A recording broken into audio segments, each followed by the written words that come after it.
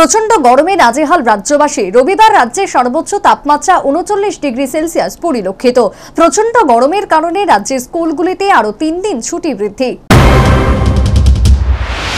গোটা দেশের পাশাপাশি রাজ্যেও দাবদাহ ও তীব্র গরমের কারণে নাজেহাল সাধারণ মানুষ। সকালের দিকে রাজ্যের আকাশ আংশিক মেঘাচ্ছন্ন থাকলেও বেলা বাড়ার সাথে সাথে রোদের তীব্রতা বাড়ে। এতে গরম বৃদ্ধির কারণে সাধারণ মানুষের রীতিমতো হাঁসফাঁস অবস্থা। গত ২৪ ঘন্টায় রাজ্যের সর্বোচ্চ ৩৯°C তাপমাত্রা পরিলক্ষিত। এদিকে কেরল, উড়িষ্যা সহ ত্রিপুরায় তীব্র তাপপ্রবাহের সতর্কতা জারি করেছে হাওয়া অফিস।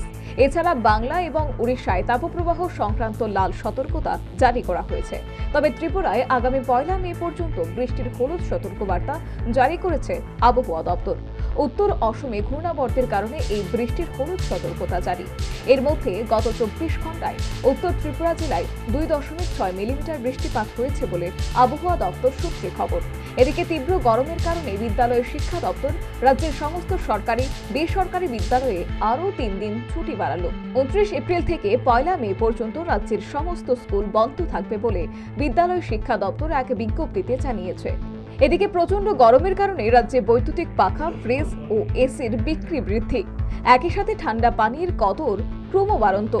বিভিন্ন মোড়কে ঠান্ডা পানীয়ের যেমন বর্তমানে ব্যাপক চাহিদা, পাশাপাশি ডাবের দোকানে ক্রেতা সাধারণের উল্লেখযোগ্য ভিড়।